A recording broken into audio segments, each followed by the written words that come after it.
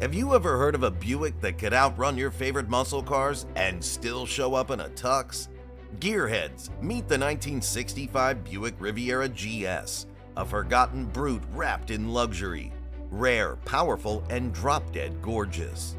Smash that like button, hit subscribe, and stick around, because this one's for the true muscle car lovers. Let's take it back to where it all began. The name Riviera comes from the Italian word for coastline, chosen to bring that feeling of luxury of the French Riviera. Buick first used it in 1949 for their new two-door pillarless hardtop, which was marketed as stunningly smart. This was a big deal because the Buick Roadmaster Riviera Coupe, along with the Cadillac Coupe de Ville and Oldsmobile 98 Holiday Coupe, marked the first mass production of this body style, which would go on to become incredibly popular over the next 30 years. It was the start of a new era for stylish, sleek, and elegant American cars. Now, the 1965 Buick Riviera GS wasn't just another fancy car from the 60s. This thing was a perfect combination of style and muscle, the kind of car that made you turn your head when it rolled by. It was the last model of the first generation Riviera, and Buick really went all out with it. But let's rewind a bit. Back in the day, Ford was stealing the show with the Thunderbird. GM was known for stylish cars, but during the mid-1950s and into the 60s, they kinda let Ford run the show. The Thunderbird was a knockout, first as a two-seater that nearly crushed the Corvette's chances, and later as a sleek four-seater that people fell in love with. Now, not everyone at GM was happy sitting on the sidelines. Bill Mitchell, GM's head of design, was one of those guys. He'd been cooking up wild concept cars for Motorama, GM's big car shows, and he hated seeing Ford take the lead. He wanted GM to fight back, and the Riviera was that punch. But here's the real question. What truly made the Riviera stand out from the rest? Well, unlike most GM cars that shared parts and design to cut costs, the Riviera didn't follow the crowd. It had a look all of its own. It was so desirable that every GM division wanted it. But in the end, Buick got the honor, and the rest is history. Now, let's dive into what really sets the 1965 Buick Riviera GS apart. Not just what's under the hood, but the way it looks and feels. Because let's be honest, this was a design masterpiece. And we're talking world-class design here. You know you've nailed it when even legendary Italian designer Sergio Pininfarina, the guy behind some Ferraris, calls it one of the most beautiful American cars ever built. And at the Paris Auto Show, Raymond Loewy, who designed the stylish Studebaker Avanti, said the Riviera was the best-looking American car, aside from his own, of course. Now, what made the 1965 Model Extra special was the unique clamshell headlights. These weren't your everyday flip-up lights. They were hidden behind sleek covers that slid sideways, giving the car a clean, futuristic front end. It gave the Riviera this flowing, sculpted look that still turns heads today. Size-wise, the Riviera wasn't small. It was bold, wide, and low-slung. At 209 inches long and nearly 79 inches wide, it had serious road presence. But the proportions were just right, so it didn't look bulky. It looked powerful. With that 119-inch wheelbase, it hugged the road in style. Now, step inside and you'd immediately get why it was called a personal luxury car. The bucket seats weren't just comfy, they made you feel like you were in a proper grand touring machine. The center console with the gear shifter added that sporty touch. You could cruise for hours in this thing and still feel fresh. And when it came to features, oh man, Buick wasn't playing around. You got power windows, power steering, power brakes, all standard. Optional air conditioning made it perfect for any season. And for tunes, an AM/FM radio, which was pretty high-tech back in the day. The whole cabin was a mix of sportiness and class. The dash layout was super driver-friendly, and the materials felt premium. Honestly, it was like sitting in a lounge that could go 0 to 60 in no time. We've seen how stunning the Riviera GS looked, but what gave it that real edge? What gave it its bite?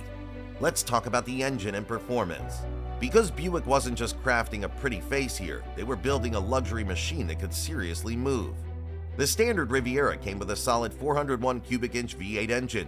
That's about 6.6 liters, and it cranked out 325 horsepower. Not bad at all for a cruiser, right? It ran a 10.25 to 1 compression ratio and used a Carter 4-barrel carb, giving it strong, smooth power delivery. But for those who wanted even more punch, Buick had something special, the Grand Sport package. This is where things got spicy. The GS came with the legendary Super Wildcat 425 cubic inch V8. a 7.0-liter beast that delivered 340 to 360 horsepower depending on the setup. The secret sauce? It had dual 4-barrel carburetors, which people back then lovingly called dual quads. Basically, it breathed better, ran hotter, and pulled harder than your average luxury coupe.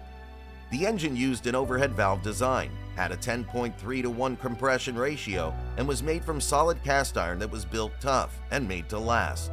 This big Buick could hit a top speed of around 122 miles per hour, which was seriously fast for a car with this kind of comfort. Even though it weighed over 4,000 pounds, the Riviera GS wasn't just about going in a straight line. The GS package included a heavy-duty 3-speed automatic transmission, fine-tuned to handle all that torque. You also got a limited slip differential, or posy rear, as gearheads call it, a sport-tuned suspension, and quick ratio steering, making this car handle tighter than you'd expect from something this size. But let's talk about the undercarriage of the 1965 Buick Riviera GS, because it's built to last. The car sits on a sturdy X-frame, which is strong and reliable, while the rust-proof floor pans and solid rockers keep everything intact over time. The frame might show a bit of surface rust, but nothing that compromises its strength. And let's not forget the brakes. Buick used fin drum brakes, which were actually among the best in the business at the time. They helped this heavy cruiser stop with confidence. It all rolled on 8.45 x 15 tires, classic for the era. Alright, let's dive into the production and value story of the Riviera GS, because it's just as fascinating as the car itself. Back in 1965, Buick was having a strong year. They rolled out over 600,000 vehicles, and among those, about 34,586 were Rivieras. But here's the kicker. Only 3,354 of them were the Grand Sport version. So if you see a real 65 Riviera GS today, you're looking at something rare. Now, in terms of price back then, the base Riviera cost $4,316, which was already pricey. But if you tick that GS box, the price jumped to around $4,636, and that's before adding any fancy options. For context, most cars in 1965 went for about $2,650, and the average American household made just $6,450 a year. So yeah, owning a Riviera GS back then meant you were doing pretty well for yourself. But here's a question. How did the Riviera stack up against its rivals in the personal luxury game? Well, you had the Ford Thunderbird, which kind of started the trend, the Pontiac Grand Prix, and the Oldsmobile Starfire. Each had its own strengths, but the Riviera GS, it stood out. Why? Because it looked like nothing else on the road, and that Super Wildcat V8 gave it serious muscle. It had a presence, both parked and in motion. Fast forward to today, and guess what? This car's a collector's dream. The unique styling, especially those one-year-only clamshell headlights, and the low GS production numbers make it very desirable. According to valuation guides, a nice example of a 65 Riviera GS can be worth around $71,500, though actual sale prices vary a lot. One even sold for $35,200 at an RM auction, which was considered a good deal for its condition. But here's an important detail. The GS package isn't listed on the VIN. So if someone's buying one, the original documentation is key to prove it's a real GS. That makes things like build sheets, dealer paperwork, and engine codes super important. Bottom line, the 1965 Buick Riviera GS wasn't just luxury with muscle, it was power and exclusivity all in one. For many enthusiasts, it's the one to own. So, what do you think makes the 1965 Riviera GS stand out compared to other muscle cars from that era? Leave your thoughts in the comments down below. And don't forget to hit that like button, subscribe to the channel, and ring the bell for more awesome content. Also, click here to watch our previous video on the very rare 1961 Studebaker Hawk. You won't want to miss it.